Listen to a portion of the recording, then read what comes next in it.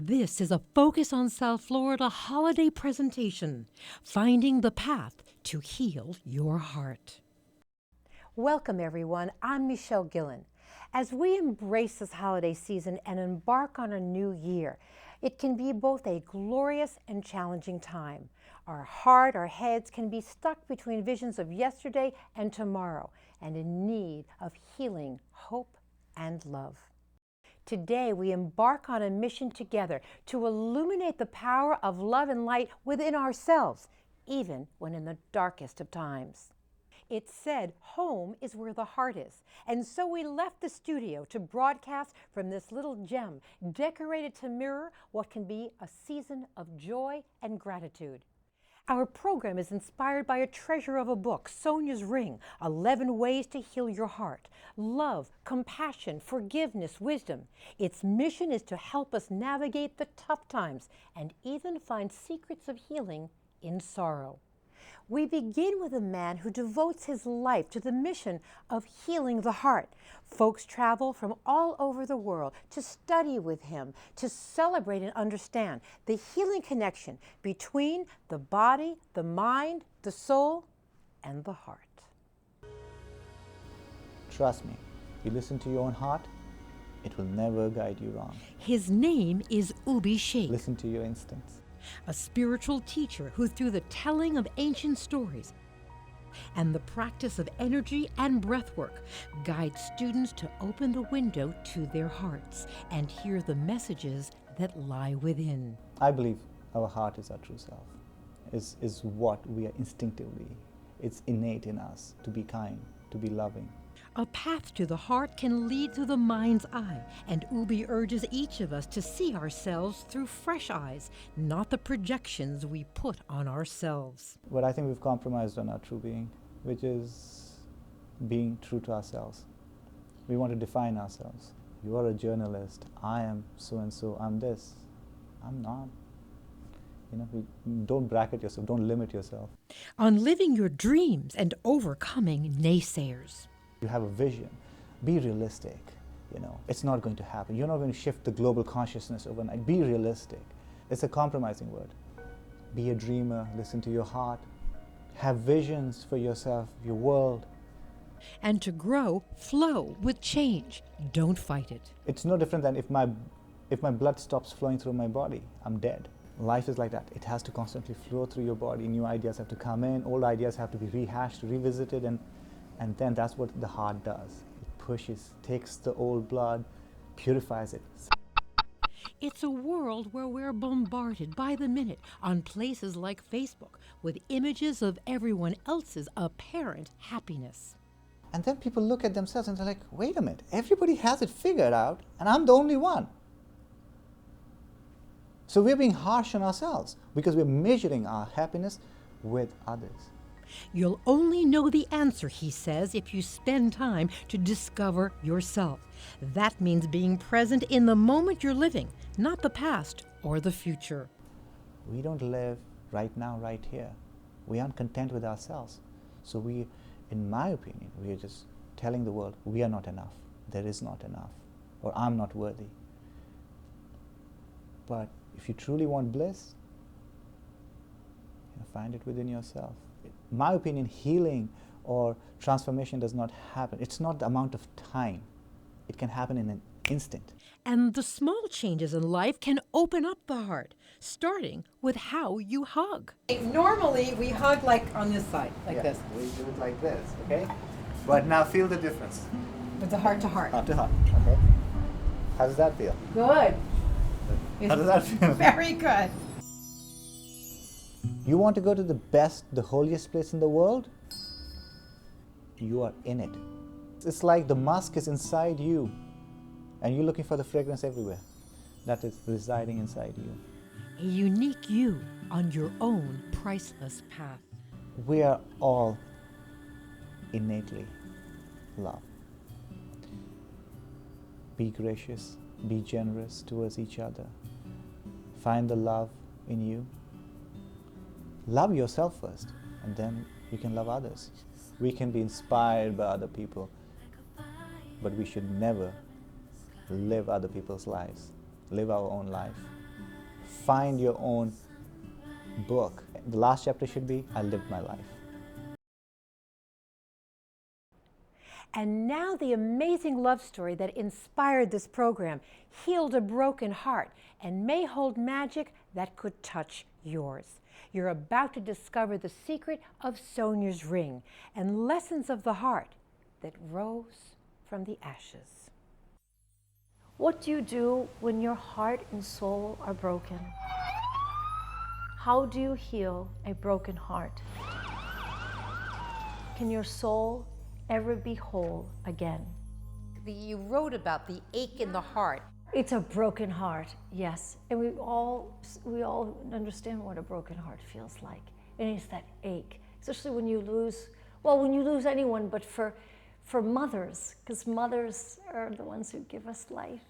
A once broken-hearted daughter, Sonia Tita Pupolo shares the same name as her beloved mother, who 10 years ago found herself sitting 2 seats away from Mohammed Atta, the terrorist who would fly American Flight 11 into the North Tower of the World Trade Center. On September 11th, when my mom perished on Flight 11, it was as if I died too. Virtually inseparable, mom and daughter always flew together, just not this time. It was so painful. It's the type of pain that you can't even, it's physically, it hurts. Robbed of her best friend, within a day of the dizzying tragedy, Sonia knew she had to keep her mother and her mother's unconditional love alive through words, although she had no idea of the miracle still to come. She couldn't let go of her mom's last words to her before departing for the airport. I'm a survivor and I'll always be a survivor. She watched her slip out of the house, the door behind her closing in a most chilling way. There's this double door, heavy, heavy wooden door, and when she walked out, the door sort of slammed like that, like a wind or something. For 12 months, Sonia, her brothers, and her dad tried to find a message in the massacre. Her father clung to his wedding band, praying that somehow he could just touch the one he gave his wife 40 years before. No sign of her had been found in the rubble. Months passed, no word, no body, no hope. And then the phone rang. They recovered this ring 11 to 12 months after, and they found it under over 1.5 million tons of rubble, debris, and melted steel. Amid the twisted steel, stone, and sorrow, rescuers found Sonia's ring, still intact on her mom's left hand. Little more was found. Well, it's a miracle. It's really a miracle. The discovery of the ring illuminated her path and gave breath to the book 11 Ways to Heal Your Heart, a guide of help and hope, no matter what your 9/11 moment is, be it death, injury, loss of a job. It's your 911 moment, and it is a horrific moment. It's scary. It's okay to cry, but you have to have compassion. You have to have faith and know that no matter what, you're not alone. Thousands have written Sonia to tell her how her book has changed their lives, given them hope, and now she's relying on it once again. Faced with her own life and death struggle as she was seriously injured in a hit-and-run car accident. Currently in a wheelchair, she hopes the lessons of Sonia's ring can be a lifeline for others facing their 9/11 moments. She recently met with Ubi, and he shares the inspiration he sees illuminating from her struggle. Sonia, in all these challenging moments in her life, was able to find and tap into that love. And from there she found forgiveness, and she's inspired many people, thousands if not millions, and I hope more, but that's only because she could find that love. Two truly amazing people. Up next, how the ancient art of meditation can help heal the heart, how you can block out the noise and chaos of this holiday season and find the silence within.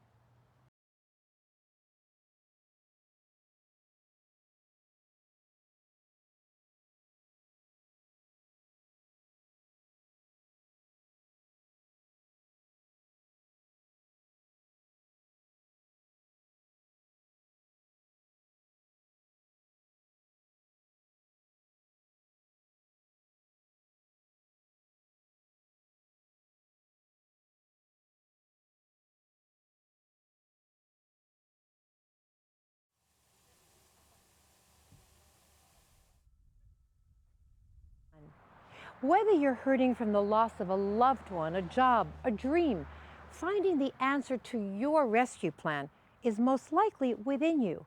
You just need to be silent enough to hear it. If life seems to be passing by at warp speed, We're all running so fast and so hard. and you suspect stress and chaos is eating away at your body and mind, That it's very difficult to slow down.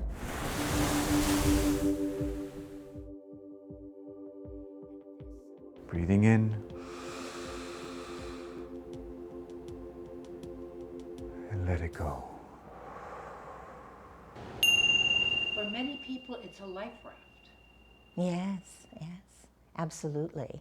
It can be life transforming.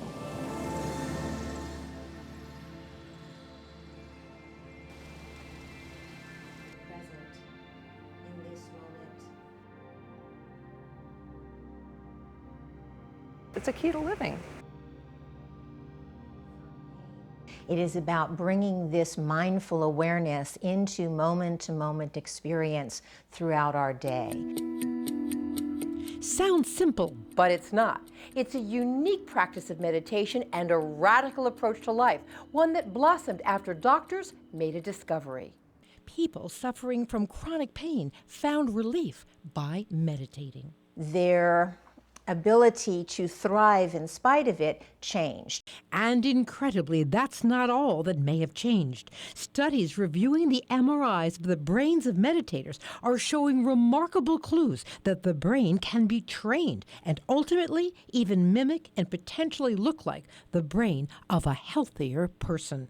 There's a very specific set of regions that look healthier in the people that have been practicing. Dr. Amishi Jha, neuroscientist, University of Miami. This is the cutting edge of science. Dr. Jha says the reason the research is so exciting is that those same regions of the brain, right behind the forehead, are the ones that most deteriorate and downgrade during aging. But actually what our brain typically does, what our minds typically do, is mental time travel. So we're usually, thinking about the past and reliving experiences that have already occurred, or we're in sort of a future-focused frenzy about what we're going to do next. And so a lot of that space of being in the past or the future is tied to our experience of stress. And stress is increasingly linked to disease. You can actually see structural changes in the brain after as short as 8 weeks of doing something as simple as focusing on your breath for 30 minutes.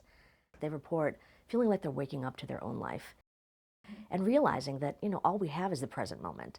So showing up to it might make a lot of sense. Joining us now, Alexandra Allenbert, Coral Gables firefighter, interior designer, and a student of meditation for over 10 years, and a teacher. We thank you for letting us do this program in your home, which has been the site of many a spiritual summit, and we feel the energy here today. So many people say, well, I want to meditate, but I just can't sit still. What do they come to you? What's their angst they bring to you? There's a place in their heart that needs to be healed. There's a place of silence that needs to be taking place in their minds. So that harmony between the mind and the heart is something that is needed as much as drinking water daily. There's like a spiritual search for it, a thirst for it, literally. There's a crying out for it. You can see it in everyone's attitude and their personalities, in behaviors, in traffics. It's almost everywhere, and it's contagious. So I find that the most important thing that we need to do is find harmony within ourselves and maintain that. So when we're out amongst others, there's harmony. But how do you make the connection between finding that place of harmony in ourselves and meditating? Why is there a connection? How do we get there? There has to be a harmony between the heart and the mind. So in the mind, what we need is some tools where we can link our mind to some thoughts. It's not just think, oh, I'm going to think positive. Okay. Positive thinking, okay, what does positive mean? A very simple method is just remember who you are. Remember that you're a loveful person, you're a person full of values, you're a person that has respect and honesty, dignity, love in your heart, mercy, compassion. All of these virtues are needed.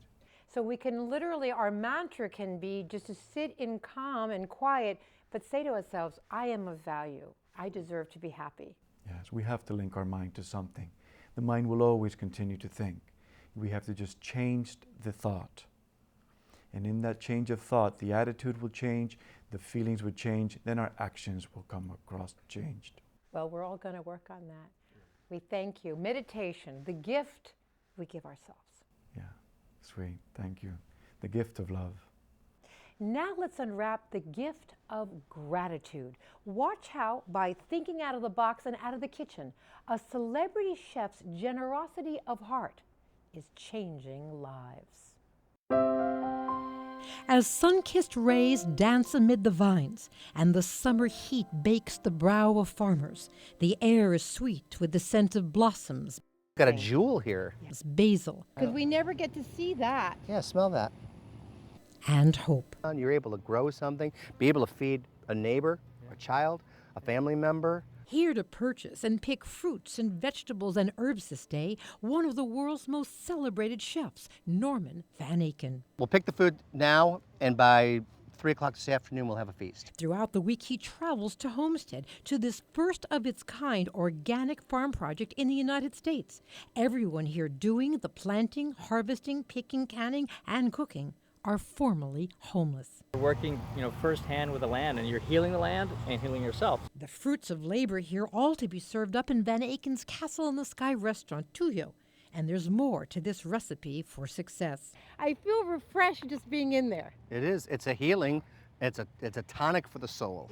It's a brainchild born out of a marriage between the Miami-Dade Homeless Trust, the Verde Gardens Housing Program, this culinary crusader, and Miami-Dade's Culinary Institute. Why am I buying asparagus from down in South America right now when I could be getting the most beautiful Malabar spinach that is delicious? Yes. And on the greens Look at right there. it. It's fantastic. Gorgeous. This day, we literally pick a menu for a most special dinner. Van Aken's going to cook and serve up for the farmers.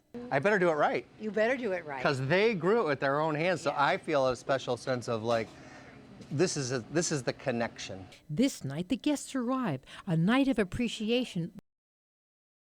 The thank you going to the farmers. I'm wow because I feel like a Cinderella. Last we met, we were in the fields together with all those mosquitoes. And how do you feel about the night?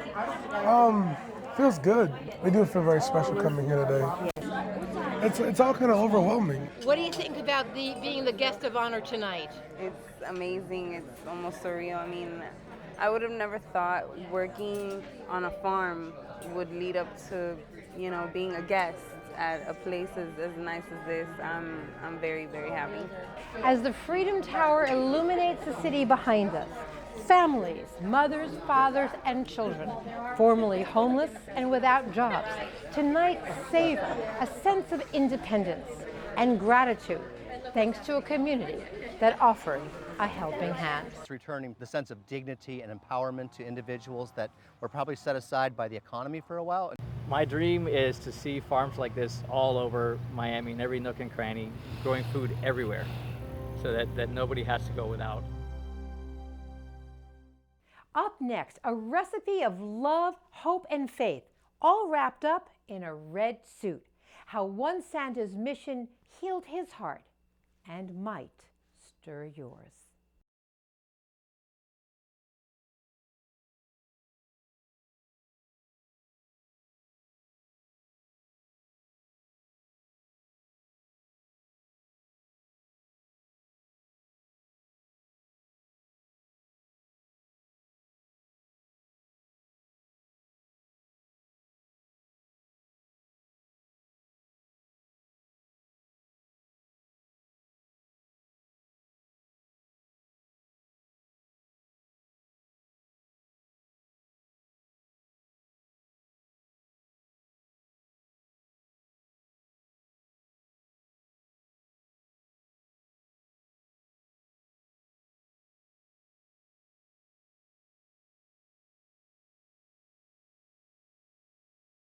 Sometimes when faced with what feels like the ultimate loss and sorrow, it's tough to figure out how to go on. But as my colleague Gio Benitez shows us, one Miami man healed his heart by jumping into a red suit and carrying around sacks filled with kindness and compassion. Anywhere he goes, the jolly man in red lights up the room with a full-grown beard and a contagious smile. But this Santa has a deeper story. I see a lot of people, children, that don't have anything, and so I try to give as much of my free time as I can. He grew up as Russell James Alexander. He worked as a Miami taxi driver for 3 decades. He wasn't always Santa, but his brother Dave, who you see in this photo, was Santa all his life. He just was Santa Claus. He loved doing it. 2 years ago, Dave died and left behind a Christmas legacy. His brother Russell did not want Santa to disappear. He grew the beard, put on the suit, and delivered smiles. And every day when I go out the door, I look at his picture and I say, "Here we go, Dave." He used to go like this all the time. Santa walked into Miami Children's Hospital to give sick children teddy bears from the Neighbors for Neighbors Adopt-A-Bear program. After one of the visits, away from our cameras, Santa began to cry. There was one little girl. It was just, you could see she was very frightened. And being sick, it was very hard. But he continued delivering teddy bears. I get a lot of happiness out of it, that I'm doing something good for children and giving joy, because that's what it's all about, the love in your heart, and to keep the love that represents Christmas all throughout the year. That's my message. Santa delivers happiness all over Miami, at the hospital, at kids' parties, anywhere the Christmas spirit lives.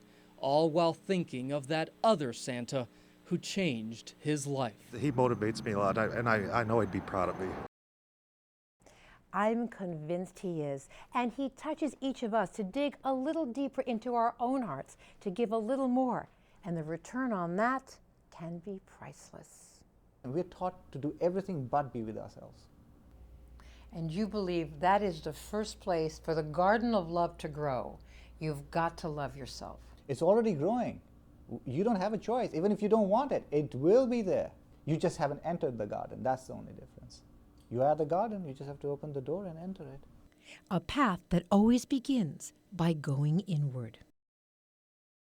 From my heart to yours, I hope that this half hour will resonate for you through this holiday season and beyond, that the gifts of love and gratitude and joy will open doors to helping you heal your heart and finding the path that will lead to your most fulfilling journey.